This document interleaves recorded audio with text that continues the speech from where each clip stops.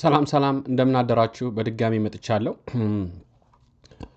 በድጋሚ የመጣሁበት ምክንያት ትናንትና የሰራሁት ቪዲዮ አለ ዛሬ ጧት ነው ለቀቅኩላችሁ ከዛ ባለፈው ቀደም እንደነገርኳችሁ ደግሞ እኔ ቀደም የሰራሁት ቪዲዮ ከአልጀዚራ ላይክ ሾርት ቪዲዮ ነበር የተለቀቀው አሁን ግን ሙሉ ቪዲዮ ተለቋል ከሞላ ጎደል በጣም አይቼዋለሁ ቀደም ከነገርኳችሁ ቀደም ከሰራውላችሁ ቪዲዮ ደግሞ በጣም የሚያስገርምም ምን ነው ፖለቲካ እንደዚህ ከሆነ የሚያስብል ነውና አስገራሚ ነው ብቻ እኔ ሌላ ምንም ልል አልችልምና ይሄ ግለሰብ አቶ ጌታቸው ረዳ የሚባለው ምን ያህል ጥግ እንደሄደ አንድ ሰው ዲፌንድ ለማድረግ ለሱ የሚመቸው ነገር ካገኘ just በስሙ ብቻ አሁንም ለትግራይ ህዝብ ነው እየሰራው ያለውት የሚል ሲምቦል አስቀምጦ በፊት የተሰራውን ስራ በሙሉ ድና ያድርጎ የተናገረበትን ነገር ሳይ በጣም ነው የገረመኝ ኤኒዌይስ እኔ አሁን እዚህ ላይ ብዙ ልላችሁ አይደለም ቪዲዮ ተለቋል እዚህ ላይ ምን ላይ ገብታችሁ ማየት ትችላላችሁ እኔ ሙሉ ሪከርድ አድርጌዋለሁና እዚህ ላይ እንድታዩት ብቻ ነው መጋብዛችሁ እንደተለመደው ግን ፕሊስ ይሄንን ዩቲዩብ ከፍ ለማድረግ ሁላችሁም ሰብስክራይብ ያላደረጋችሁ ሰብስክራይብ አድርጉ ላይክ እንድትሰጡኝ ፈልጋለሁ እንድታበረታቱኝ ላይክ በማድረግ ለሌሎች እንዲደርስ አድርጉልኝ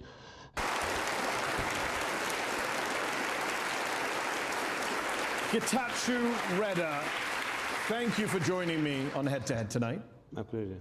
You are currently serving as a government minister and an advisor to Ethiopia's Prime Minister Abiy Ahmed. Abiy, as you know, is a controversial, some would say divisive political figure in your country. His critics say he's a tyrant, he's a grifter, he's dismembering Ethiopia. What's your response to people who make those criticisms of your boss? Some, if not most of the things I have said all along the last couple of years, the last few years. So after having signed the Pretoria Agreement and submitting ourselves to the Constitution, because we have to put an end to the war, and after having served as interim president of Tigray for 2 years, we have come to a point where we have to work closely with the Prime Minister, whatever our political differences, whatever our characterizations. You recognize that you're the person who called him a tyrant, a grifter, dismembering Ethiopia? And more. Yeah. And more. You did go more. Yeah. You actually accused him of committing the crime of crimes, genocide, against your people, against the Tigrayans during the recent civil war. According to you, Abiy's forces even tried to assassinate you via drone strike, and they abducted and detained your sister. How does your sister feel about you working with the people who abducted her? Must make for an awkward family dinner. My sister would feel the pain of having to go through the kinds of problems you had to face. But I think it would be fair to say that my sister is going to feel relieved that the kinds of sufferings she had to go through, people would not have to go through anymore. You fell out with your old party, the Tigrayan People's Liberation Front, the TPLF. They ousted you. And then you went and joined Abiy Ahmed. You didn't have to join the other side. You could have just said, you know what, I'm done with all of you. Yeah, one of the things I knew I had to do was to make sure that my erstwhile friends, my comrades, who for one reason or another, of course that would include myself too, led to the kinds of suffering the people of Tigray had to suffer because of their failure in leadership, should not be allowed to continue to enjoy the kind of totalitarian control over the people of Tigray. So as long as there was a possibility, indeed a likelihood of working closely with the federal government, not to spite the people of Tigray, but to protect the interests of the people of Tigray. But you're working with the federal government, hold on ጌታቸው, you're working with the federal government that you spent years calling war criminals. You said Abiy Ahmed, and I'm quoting you, perfected genocide into an art form. Do you stand by those genocide accusations or have you walked them back now that you work with? Whatever the superlatives there, I know all kinds of crimes were committed in Tigray. Did Abiy Ahmed carry out a genocide? I will tell you this, as a lawyer, I cannot say who did this and that, but the crime was committed in Tigray. You're a lawyer? Yeah. Were you not a lawyer in 2021 when you said Abiy Ahmed has carried out a genocidal campaign? Yeah, I was Were you a not lawyer. a lawyer when you said Abiy committed genocide on the people of Tigray? I was a lawyer, and I was in the heat of a conflict that was claiming the lives of hundreds of thousands of So people. was it a genocide or not? I believe genocide has been committed in Tigray. By Abiy Ahmed? Well, I have to be responsible for my words now. So you weren't responsible And I before? am ready to stand by my position that genocide has been committed. I'm confused. Just to clarify for the audience watching, you still believe it was a genocide, Yes. but you're not willing to say he did the genocide? Yes. It was a genocide that just happened by itself? No, there were so many actors involved. Okay. So what I'm saying is, Was he one of them? well, the war on Tigray was led by Prime Minister Abiy Ahmed himself. So he led the genocide? I mean, we don't have to be that specific. We do. He led the war. That's why we invited you here, to find out your views. He led the war. He led the war. So I will give him And it was the a opportunity genocide. to defend himself in public, in court. Okay. What I'm saying is all kinds of crimes, You mentioned... ethnic cleansing, Understood. genocide were committed. So you're right, there were well-documented war crimes committed by the federal government, by Eritrean troops, Yes. by Amhara militias. But human rights organizations in the United Nations also documented massacres of hundreds of people, including civilians, by Tigrayan forces, by your side. At the time, you labeled those claims, quote, a figment of someone's imagination. You called it a staged drama. Can you now admit that you were lying at the time to cover up war No, I crimes wasn't lying. by your forces? I was making a statement defending our false decisions, statement. our decisions that there was no systematic attack against civilians by the Tigrayan forces, but to the extent that there were incidents, we were ready to hold ourselves accountable to any international tribunal. So when I say...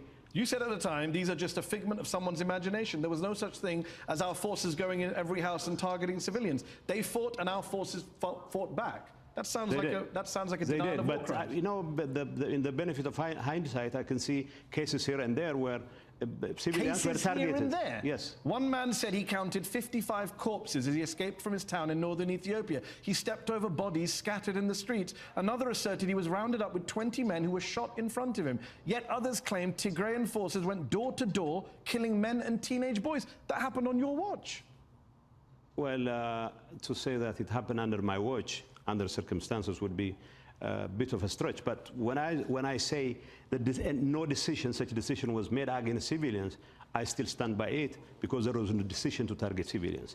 But as long as there were off-grid officers here and there who have targeted civilians, I'd be more than glad to assume my fair share of responsibility. To be fair, you recently exposed an internal TPLF investigation that accuses 231 of your former leaders and affiliates of crimes, including human trafficking, abductions, gold and weapons smuggling. But you waited to reveal it.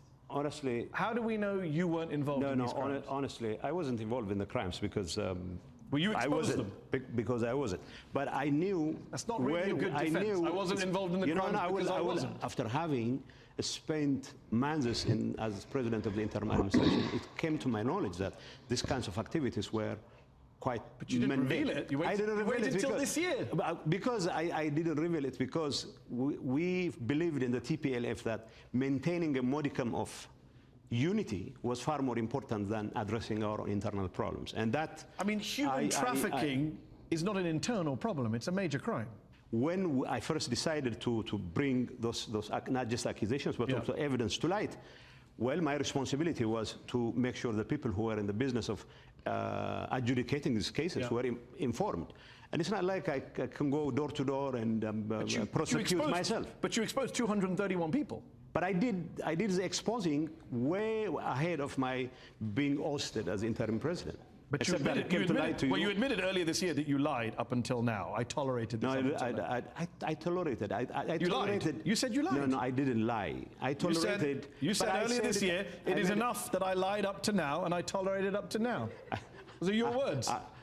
Well, are you lying about having lied? Whoever translated those things to you must have overstated their case. What would you say to someone in this audience who says, you exposed 231 people in your party for committing crimes. Conveniently, none of the 231 were you. Unfortunately for whoever is making those claims, I wasn't one of them. It's as simple as that. Okay. The Pretoria Agreement, the peace deal that you negotiated, signed in 2022, that pledged justice for millions of people who suffered during the war in Tigray. It's been 3 years, and none of the key promises have been fulfilled. None of the major players have been held accountable for war crimes. In fact, many of them are still in positions of power. Last month, you met with Amhara official Demeke Zudu, who Human Rights Watch has said continued the ethnic cleansing in Western Tigray even after the ceasefire, including, quote, arbitrary detention, torture, forced deportations. How can Tigrayans possibly believe that you are working in their best interest when you're meeting one of the men who is responsible for them having lost their land? Is that unheard of elsewhere? If you are interested in resolving this crisis, you have to deal with people who are in charge now. I believe the federal government needs to dismantle any Amhara administration in occupied areas in Western Tigray and other parts of Tigray that are still occupied by the Amhara. And if I have to make sure that the people have their opportunity to come back home, you have to work with the federal government and work with people. This is the problem, ጌታቸው. You seem to change your tune. You have to change your tune. No, I have to swallow my pride. Not just swallow your pride, you're changing your very view of the world. This is what you said a year ago. No, I'm not This is what you said. Anyone. This is what you said a year ago. It would be very foolhardy for us to expect internally displaced persons to enter when the very people who caused their displacement in the first place are still roaming the very streets we saw in the carnage. You're sitting down with those people. This is one of the agreements we have with the federal government when I was head of the interim administration, is for that Amhara administration to be dismantled and for security to be taken care of by the federal government, along with traditional militia and police institutions that had been there before the war. And I haven't changed my position. Okay. Demeke Zudu should not be in the business of administering that area, but if I have to create the ground for the return of IDPs with the federal government, and have to continue to work with people like him.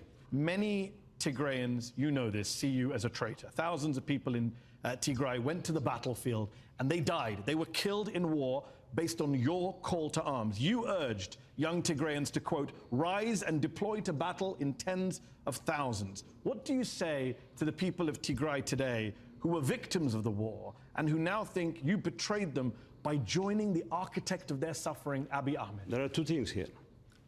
That Tigrayans had to come out en masse to defend themselves was the right thing to do. That I had to call on them to rise up to defend themselves was the right thing to do. But that as member of the leadership, we have failed them miserably. That I will carry to my grave is I am part of the blame. And the reason why I am trying to do what I am doing right now is to make sure that not only I atone for the kinds of mistakes we have done, but also I have to do everything in my power to make sure that that sort of miscalculation will never happen again. And the thousands of youngsters who paid their lives, that could have been avoided if we were insightful enough as the leaders. Doesn't happen again. All right, let's go to our panel of experts here. I'm joined by Sidale Lema, editor of the Addis Standard newspaper. Were you surprised, Sidale, to see ጌታቸው join Abiy Ahmed's administration? What does that mean for the victims of the war? He says he feels like he's atoning for things. I think it's one of the greatest tragedies, ጌታቸው. This is not just a moral collapse. This risks erasing morality altogether. You agree that a genocide took place. And it's not just a figment of imagination. You mentioned about, I would call it pragmatism, or working from within to solve this problem. And I think your supporters also say the same thing.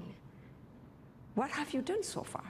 Have the people of Tigray been compensated, redress, justice? Have the federal government tried to incorporate, after you even came to it, incorporate Tigray into the federation? The answer is no. Okay. Is there any justice to the victims? The answer is no. Bisrat Lamessa is an independent researcher, runs the think tank Nexus Forum for Research and Dialogue. Do you agree with Sidale's point that he may have joined the government, he may be trying to do good, but where are the results? What did you make when you heard the big news that he had come and joined Abiy Ahmed? I don't agree with Sidale, unfortunately. Well, one thing, it hasn't been designated as a genocide. This is a very sensitive concept that we shouldn't casually throw around. But when it comes to ጌታቸው, I believe this is a very pragmatic move that has positive dividends at multiple levels. This is not a simple alliance between two individuals. People are rejecting TPLF's 50-year autocratic monopoly over the people's political, civil, and economic lives. They want a new political dispensation which is democratic, inclusive, open, and diverse. And I believe such a move is an ideal opportunity to create an alternative space that will enable Tigray to renew itself from within. So this makes the case for why you should be in there. Deal with Sadale's point that what have you actually achieved being in government? What justice have you got? I'll have to first respond to what Sadale. I mean, you know, I'm not here to pontificate about moral. I'm one of those leaders who should be blamed for anything and everything that has gone wrong. But I also know that I'm one of the leaders who realized that going ahead with the kind of destructive approach we've been following is not going to be in the best interest of the people of Tigray. What have you achieved by making this big step? Oh, you mean since joining? I had long since joined Abiy Ahmed. I was the interim president appointed by Abiy Ahmed. And why is it that all of a sudden now I was ousted from Tigray, as it were, and then I come to Addis and I have to deal with Tigray issues. I still have to protect the best interest of the people of Tigray in any way I can. And then I have the opportunity to work with the Prime Minister, not as a policymaker, but as an advisor who would give his 5 cents.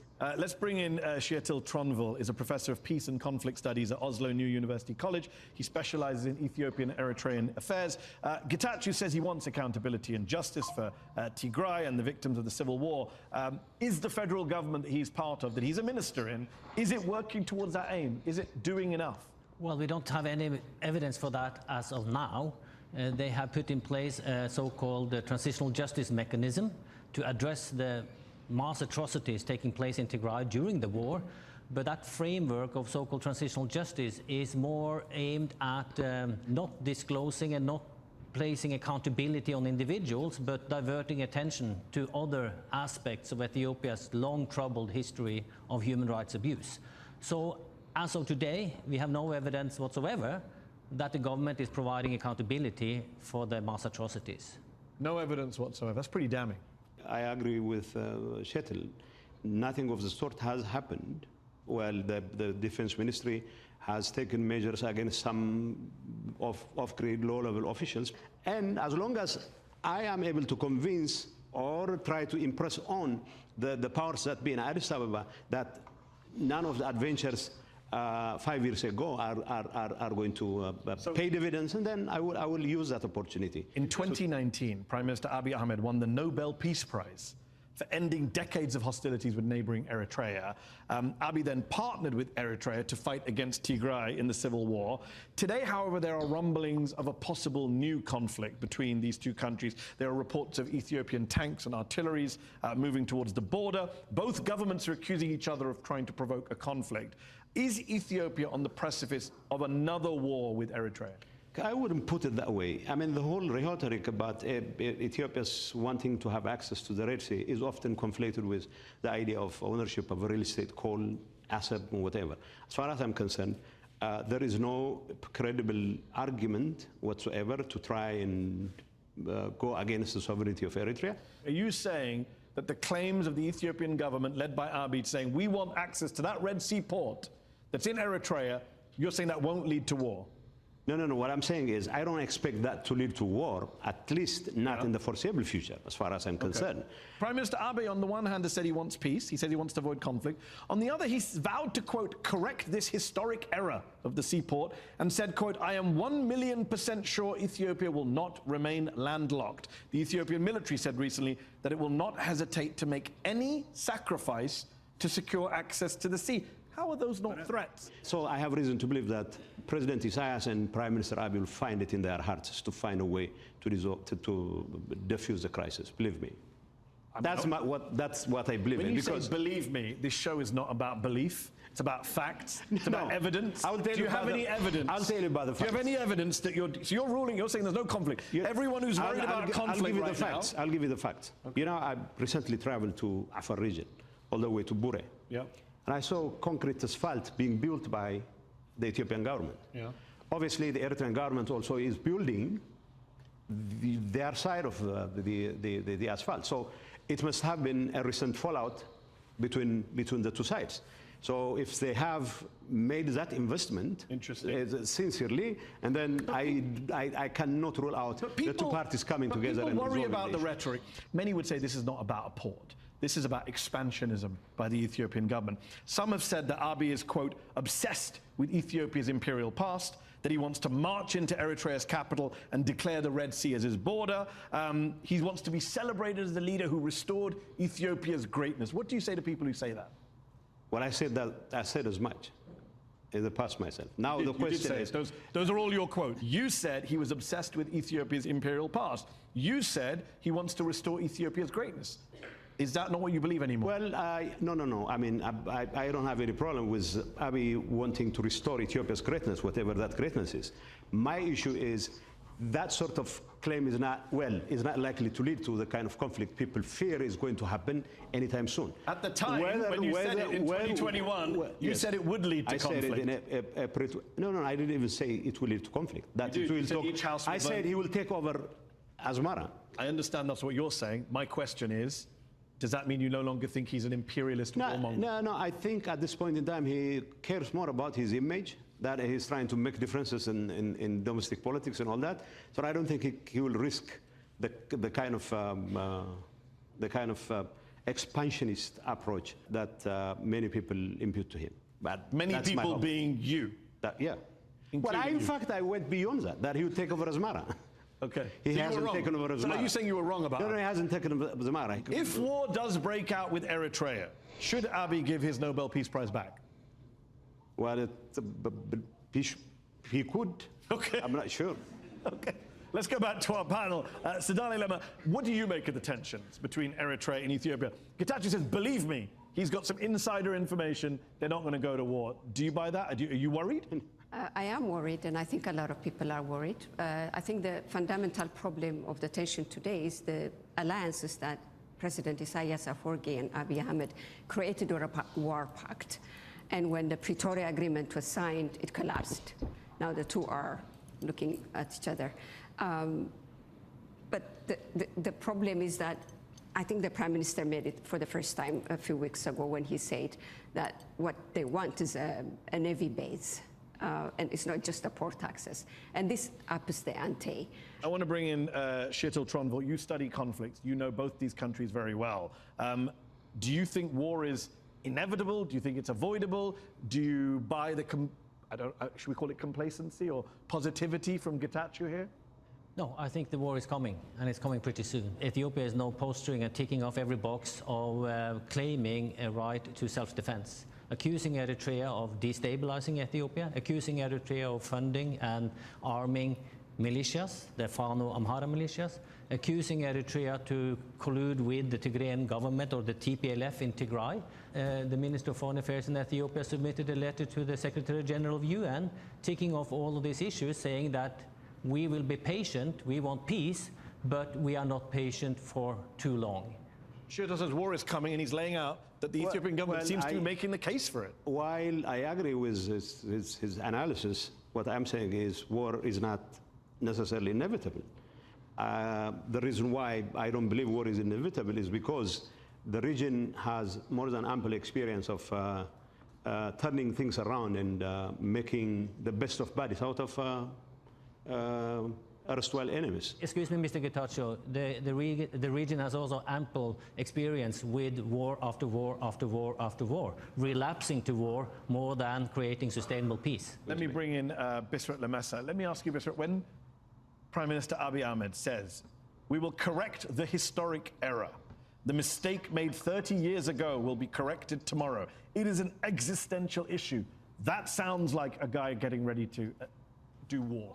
The government and also the Ethiopian people at large resent a flawed political process through which Ethiopia lost its coastal territories. So the Ethiopian government wants to sit down and discuss that with the Eritrean regime. Now, this is the problem. Eritrea's aggression is not necessarily linked to Ethiopia's quest for access to the sea. The Eritrean government hasn't managed to capitalize on Eritrea's independence and create a functional state that is reliable, predictable, and has institutions. In 2018, the Ethiopian government tried to formalize the expression of interest in friendship into institutionalized agreements. Well, the Prime Minister of Ethiopia in 2018 recognized the borders. It was just the borders per the Algiers agreement, but it wasn't necessarily about making corrections to the historical strategic blunder. We are going to take a short break. In part 2, we will be back with Getachew Redder, with our panel of experts, talking about the Prime Minister, Abiy Ahmed, his record, his legacy, his human rights issues, and Getachew's relationship with him. Don't go away.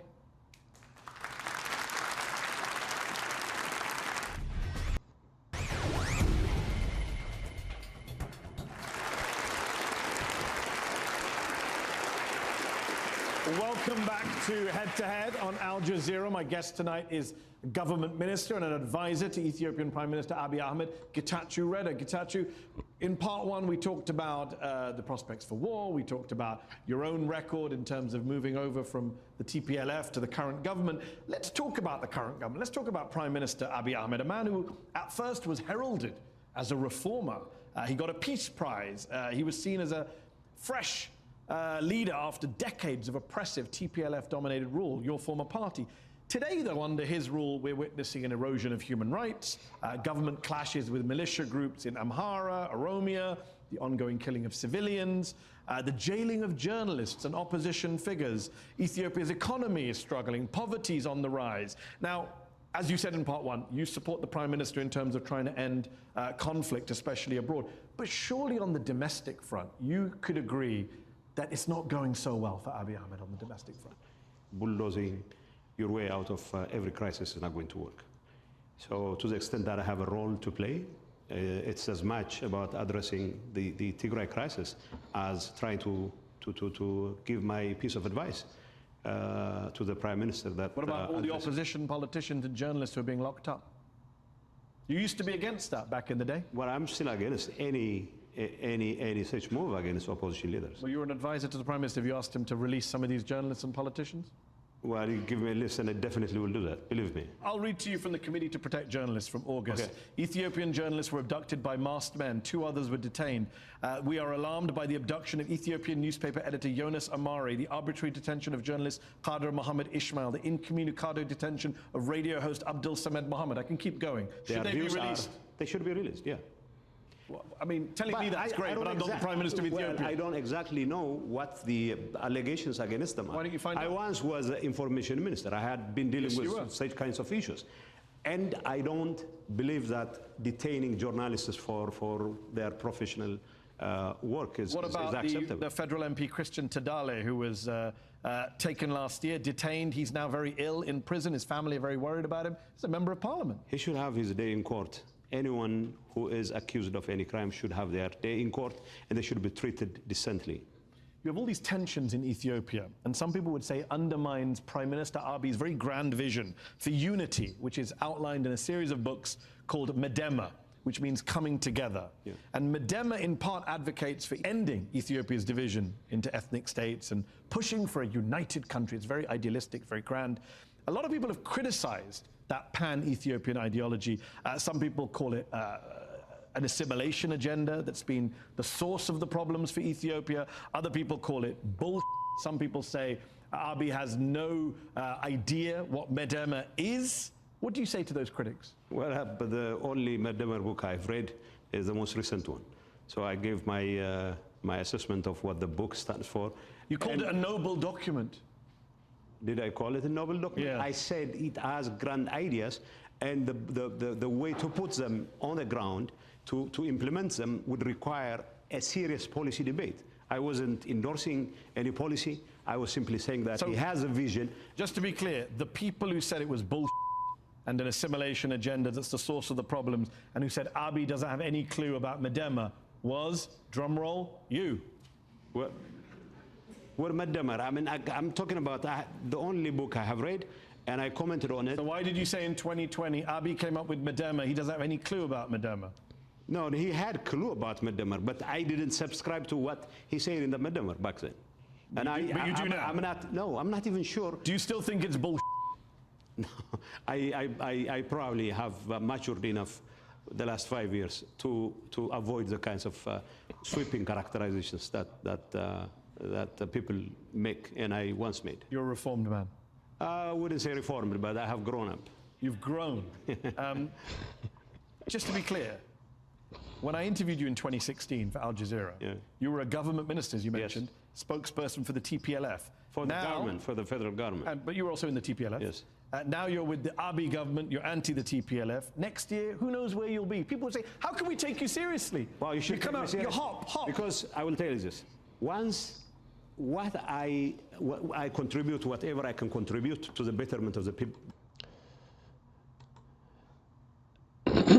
በጣም እዚህ ጋር የገረመኝ ጥያቄ ነው ጋዜጠኛው የጠየቀበት ጥያቄ that always እኛ ኢትዮጵያውያን ጋዜጠኞችንም ኢትዮጵያውያን ፖለቲከኞች የሚጠየቁት ጥያቄዎች ናቸውና የዚህን ያህል በቃ አስባችሁታል ይሄ ጋዜጠኛ የጠየቀው ምን ማለት ነው አሁን ካያችሁ ኢትዮጵያ ውስጥ ያሉ ፖለቲከኞች በሆነ ምርጫ ላይ አንድ ፖለቲካ ያቋቁማሉ ከዛ በኋላ እሱን ያፈርሱትና ሁለተኛው ላይ ገባሉ ለሁለተኛው ምርጫ ደግሞ ሌላ ፖለቲካ ያቋቁማሉ ከዛ ደግሞ እሱ ደግሞ አሎን ሲላቸው ሶስተኛና 5-6 የደረሱ አሉ ምናቃቸው በጣም ታዋቂ ፖለቲከኞች ተብዮች ማለት ነው ዘ ሴም ቲንግ ነው አሁን እየጠየቀው ያለው እና ለራሴ ያስገርሞኝ ነው እና የጠየቀው ጥያቄ እንደሰማችሁት ነው እንግዲህ መጀመሪያ የመንግስት በበፊቱ መንግስት ውስጥ ቲፒኤልኤፍንም ፌደራልም ጨምራ ባለስልጣን ነበርክ ከዛ በኋላ ወጣ እና ማነው ይሄ የትግራይን ፓርቲ ወይም ቲዲኤፍን ተጥለህ ወጣ ከዛ አብይ ላይ ገባ አሁን ደግሞ አብይን ጥለህ ደግሞ ወደሚቀጥለው ልትሄድ ትችላለና ሰው እንደዛ ብሎ ቢያምነ what the problem አሁን ምንድነው ከአንዱ ቦታ ላይ ወደ አንዱ ቦታ ላይ የትኛው ነው ሊይዙ የሚችሉ ብሎ ነው የጠየቀውና በጣም የሚያስገርምም ፈንም የሚያረግ ጥያቄ ነውና እስቲ ስሙት የሚመልሰውን የማይሰለቸው ወሬ ጌታቸው lives of the people of Tigray if I can do whatever I can to make sure this misguided leadership this misguided leadership doesn't end up creating the same miscalculation that landed the people of Tigray in the situation and then I'll be gone. But gone where? To another party? No, probably to academia, to writing books and all that. Believe me, I'm not interested in the corridors of power anymore. Even now, you're not interested in political power, even though you've been in politics for 20 odd years. Even now, I don't clear my words with the Prime Minister. I don't clear my words with anyone, and I do what I do, and I say it because I think it's in the best interest of the people. On that note, critics of Abiy say he has a messiah complex. He's once said that he was divinely ordained to rule, that his mother had a vision that he would be the seventh king to unite Ethiopia. An advisor of his said Abiy believes he's God anointed. Has he said that to you? Does he tell you that he's the king? No, he said it in public. He said it in Parliament, right? Did he say it to you? No, he didn't say it to me. As a matter of fact, he was a very close friend even before he got elected. So, but who was what he said Abiy was my close friend. You hated him. You said he was a genocidal warmonger, imperialist. Yeah, but weird friends you have. That doesn't change the fact that we're friends. The fact that he's a genocidal warmonger didn't change the fact that you were friends. No. I'm stating the fact. Before the genocide, you mean you were friends? Yes. And after the genocide, you're friends. Just during the genocide, you weren't friends. We were fighting each other. We're at each other's throats. And thousands of people. No. I mean, let's not belittle the whole idea of this genocide, whatever. What I'm saying is, I'm not the one belittling you. You're the one who said you used to be friends with the guy you accused of being He didn't tell me personally that he was a messiah or anything. Do you believe he's a messiah? He said his mother told him he would once be a king. Do you believe Abiy was chosen by God to rule Ethiopia? I don't. You don't? I don't. Have you told him that? I don't have to tell him. I mean, you kind of do. He thinks he is, and you're his advisor. Advisors normally give advice. I don't believe God has specific choices or whatever to lead. As long as you think you can lead the country and you prove your mettle, you can be leader. Has he proved his mettle? He has yet to prove his mettle. He's been in office for several years. He's still yet to prove his mettle. This is my position. Okay. I'm not in the business of settling accounts on his behalf. I'm not in the business of defending his if he watches this interview and he sees his advisor saying he's yet to prove his mettle and he may be guilty of genocide, do you think he'll fire you or keep you on? Honestly, I'm not. I don't really care what happens as a result of that. But I have reason to believe that saying those things in public does not necessarily lead to the kinds of consequences. But like I said, I don't care. I mean, what I live in a happens. country where the leader thinks he's also a king.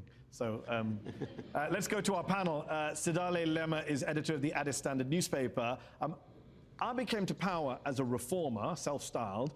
You wrote a New York Times editorial a few years ago titled, "He promised peace, then he tore the country apart." What do you think his legacy is as a prime minister? Exactly what you just said now. Look, we might be discussing about the crisis in the Tigray region, but Ethiopia began to get engulfed in wars soon after he came in Oromia regional state, his own turf, right? And in Amhara region today, in Oromia, the wars continued there. There's no indication whatsoever to end them through political settlement. We have seen assassinations of the likes of Hajalu Hundesa, the likes of Bate Orgesa, men who should not have been assassinated, under the watches of the same prime minister. Naturally, wars tear societies apart. And when you also oversee the assassination of prominent figures and refuse for any independent investigation for the truth to come out, you are sowing the seeds of bitterness within your own communities. What the Tigray war did to us is finish that work. We are not anywhere close to coming together. Every fabric of Ethiopian society was torn apart, and there is no turning back. We're being torn apart, no signs of coming together. Do you agree with that? What the Tigray conflict has done is, like he said, create a sense that people maybe after all don't see any hope.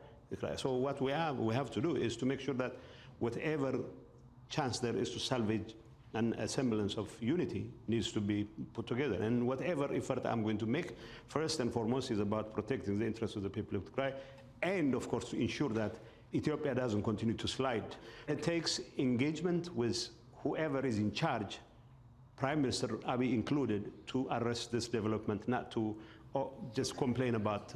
This government has shut down various initiatives to get justice and accountability. That's a fact. How are we gliding around this if we ever need to come together as a society? No. What I'm saying is, in the context of Pretoria, for example, whether transitional justice and everything, transitional justice is not just about Tigray, it's about the entire country.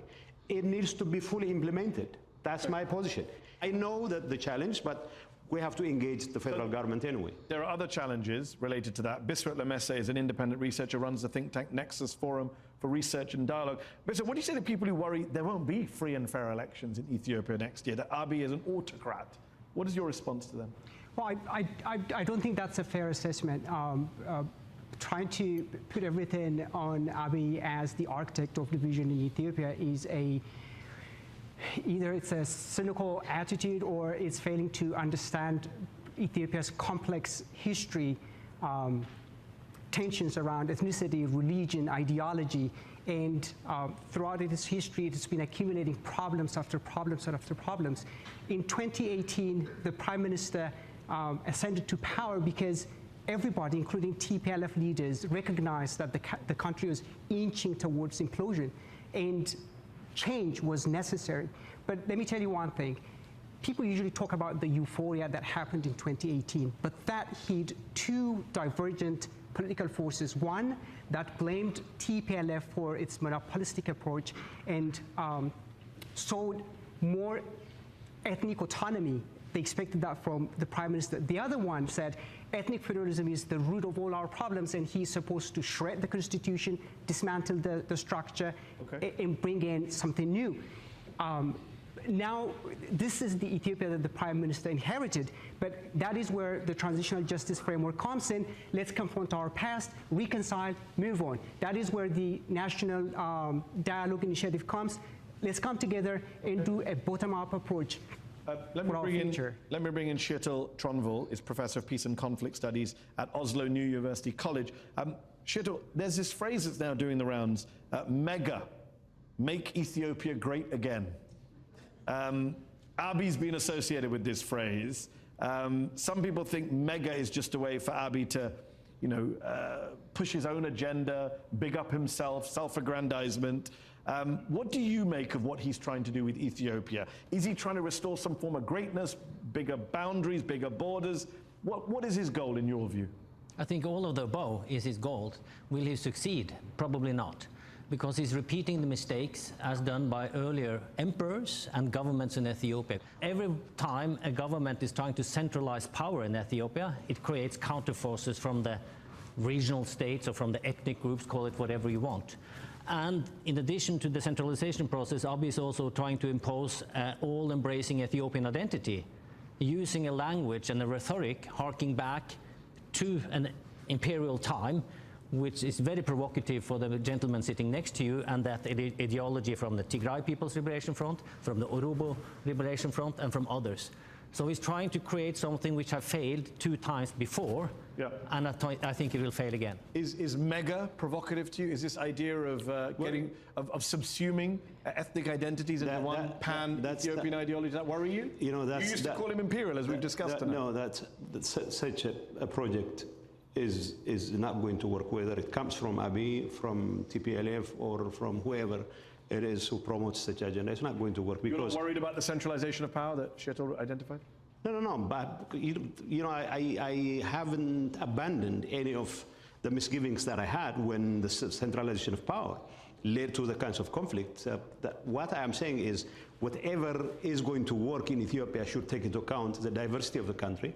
We had this assessment back in EPRDF days before Abiy came to power, that the problem was a question of striking a perfect balance between maintaining an Ethiopian nationality while at the same time maintaining the level of autonomy that ethnic groups or nations and nationalities should have. And unless you maintain that perfect balance, then any project is doomed to fail. That's my position. And that is the kind of advice I would give him anyway.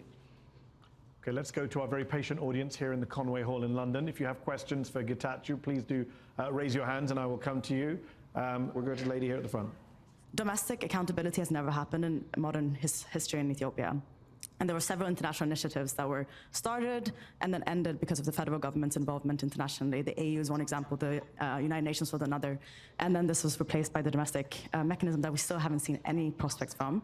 And so I'm asking, as someone who was working at Amnesty International during the conflict, looking and working with the victims of that conflict was one of the most heartbreaking experiences of my life. You were there in person. What do you say to those people now in terms of the future of their justice accountability prospects? Okay. Well, I would say the very nature of the war, especially when it comes to Tigray, is such that just domestic responsibility alone would not be able to take care of the issue of justice and accountability. There were all sorts of assortment of groups that were involved in the crimes, and to just assume that transitional justice that only takes into account, you know, assuming that it's going to be implemented, will take care of all of the crimes. There was an African Union Commission, there was a UN Commission. The Ethiopian government lobbied to have them shut down. Well, I cannot speak for the government because this happened while I was arguing against it. What I'm saying is there needs to be... You would like to see those commissions still around? And there needs to be an international component to the quest for justice. There was. And the guy you work for lobbied to shut it down. Okay, I'm not going to cry over spilt milk. What I'm saying is, now that you don't have those institutions, so we need to have an international component. So what are you calling for? What is that? Are you calling for an international tribunal, international investigation? What are you calling for? I don't have the specifics, but yeah, some kind of tribunal. Yeah, that involves, of course, the involvement of that involves international actors. Because is that your personal view, or is that the government's view? That's my view. I am an advisor. I'm not a policymaker. This is the same advice I would proffer to the government. What I'm saying, there needs to be an international component because the crimes involved international actors as well. Got shut down by the government you work for. Let's go back to the audience. I said I'd go to that gentleman at the back. So Donald Trump claims that he solved 8 wars, and one of them was between Ethiopia and Egypt. He said that he ended it, but there really was no war between Ethiopia and Egypt. So he's lying, right? You know, I have reached that point of time when I don't have to make more enemies. So I'm not going to say anything about President Trump. But to the extent that he has solved any war between Ethiopia and Egypt, I would say it must be war of words.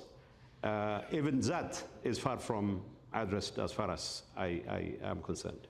But there was no war between Egypt and There was no war, but he goes around saying it's one of the 8 wars he solved. The war of words has been going on for quite some time. So Donald Trump solved a war of words between Ethiopia and Egypt. Stick to your your characterization. Those are your words. I'm just summarizing. Yes, he hasn't solved a war between Egypt and Ethiopia. Thank you very much. Because there was none. That was good. We're in agreement. Finally tonight, we're in agreement. Gentleman in second row. My question is, moving forward, the Ethiopian government is hoping to hold the next election, I think in next June, and I understand you have a new party called Simrat, which is Tigray Liberal Democratic. Could you please explain what is being prepared in terms of you taking part in the election? And thank you. This party was established simply to make sure that the movement for change in Tigray doesn't fizzle out because of the reckless leadership of the TPLF or whatever is left of it. So we are trying to fill the gap, but we also know that we cannot repeat what the TPLF leadership, myself included, had been doing, which is, of course, totalitarian control of the Tigrayan public. Lady in the glasses. Yes, do you want to stand up? Thanks very much. On your watch as regional president, your new allies were responsible for more deportations, for more killings, for more massacres. You know that your new allies in Western Tigray, who are still administering that area, have been accused of ethnic cleansing on a massive scale. You know that they are still responsible for brutalizing that population, including, keeping women in sexual slavery. So I want to know what it is that you, with this miraculous power that you're now going to wield, are going to do to keep those people safe, especially in the absence of any prospect of justice or accountability. Well, thank you. You should know better that holding the people, the IDPs hostage, is a tactic that has been employed by the leadership in Magala, in Tigray. And well, while I had issues with federal government on some of the issues they were raising, we still were in agreement as interim Tigray administration with the federal government to go through that process of repatriation of IDPs. But the TPLF leadership, minus me, decided that without their former administration going to the picture, that they would not accept that. This is pretty much what happened. There were 3 times of redisplacement, 3 times of attempts for safe passage of the displaced individuals, and all 3 times they were redisplaced again. We were there reporting it. No, it's not the lack of... I know where you're coming from. What I'm saying is we had a series of negotiations with the federal government. We had decided on a number of steps to be taken care of, which not just me, but also the very people who were in charge of the implementation of the process were in perfect agreement with. But unfortunately, the political leadership would have none of it. Let's go That's to this lady who's been waiting patiently in the red. Splinter groups in Araya and Afar are undermining the peace and recovery in Tigray and distracting from justice and accountability in Tigray. Will you advise the PM to stop arming the splinter groups and the insurgents and focus his attention on implementing COHA, since that's been neglected for all these years? The focus should be, both for the Prime Minister and for all of us involved, to the fullest possible implementation of the cessation of hostilities agreement. Well, I would beg to differ when it comes to your assessment of what's happening in Afar. I'm totally against any armed move against anyone, including the very people who ousted me, to use his word. But ጌታቸው, you're accused of supporting these splinter groups as well. No, I'm not. The Tigrayan Peace Forces, are you involved with that? The Tigrayan Peace Force, my understanding of the Tigrayan Peace Force is a resistance against the kind of totalitarian moves by the TPLF leadership, and they are there to make sure that they don't have the wherewithal to launch another. So you are involved with that group? No, I'm not involved in that group. Whoever does that, I would support only if they are focused on making sure that TPLF leaders are not going to be used by the Eritrean regime to further destabilize the country, because at the end of the day, what the Eritreans are calculating is to bring the conflict into Tigray and other parts of Ethiopia, so that whatever ambitions Abiy might have, they could get away scot-free. ጌታቸው, next year Ethiopia will hold a federal election. You've started this new party, as we heard earlier, Simrat. You've been in Ethiopian politics for almost 2 decades. Like a lot of other Ethiopian politicians, you've promised a lot of change, haven't delivered that change as we've discussed tonight, isn't the best path for peace and stability in Ethiopia for people like yourself and Abiy who've been around for a while to just retire from politics and let a new untainted generation take the reins? I can only speak for myself at this point in time. You are right about me and my colleagues to have to leave the scene and hand over to whoever is capable of understanding the situation on the ground and resolving issues without being tainted by whatever ugly past we have. Why did you just found a new political party? Let's just say I had to lend credibility, whatever support I have in Tigray, I need to lend that to the party. And rest assured, I will not be running for any specific office. On that note, I will have to say, ጌታቸው Reda, thank you so much for joining us on Head to Head tonight. Thank you to our panel of experts here, and thanks all to our audience here in London's Conway Hall.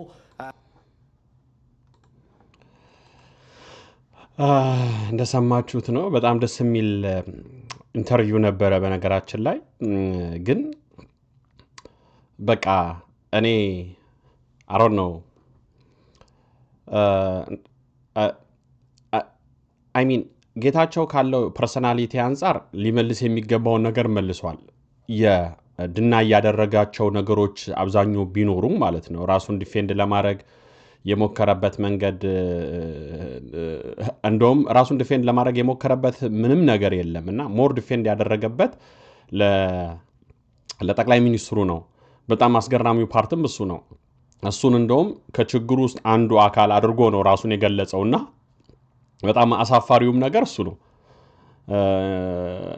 ሰው እንዴት ራሱን የችግሩ አካል ያደርጋል ከዛ ደግሞ የችግሩን መስራች ደግሞ ዲፌንድ ለማድረግ ሲሞክር ነው እኔ ከጌታቸው ያየውበት ባህሪ ከዛ ውጪ ግን የጋበዛቸው ሰዎች ሁለቱም ኢትዮጵያውያን በተለይ ከነጩ በስተቀር አንደኛው ጸዳለ እንግዲህ ጀስት ኒውትራል ሆና ነው መንግስትን እየተቃወመች ያለችው ሁለተኛው ለሜሳ የሚባለው ግን ቀጥታ ያብይ እና የዚህ የብልጽግና ፓርቲ ደጋፊ ሆኖ ነው የመጣው የሚናገራቸው ነገሮች በሙሉ ኢንዲፔንደንት ሪሰርቸር ሳይሆን ሞር ከአሳይን ተደርጎ የመጣ ነው የሚመስለው እንደውም ከማን ነው ከጌታቸው ረዳ በላይ ሆኖ ነው ዲፌንድ ሲያደርግ የነበረውና እኔ ጌታቸውን እንደውም ስማርት ዌይ ነው ኤክስፒሪየንስም ስላለው ራሱን ከዛ ከሚቀወቀሱት ውስጥ ወገን አድርጎ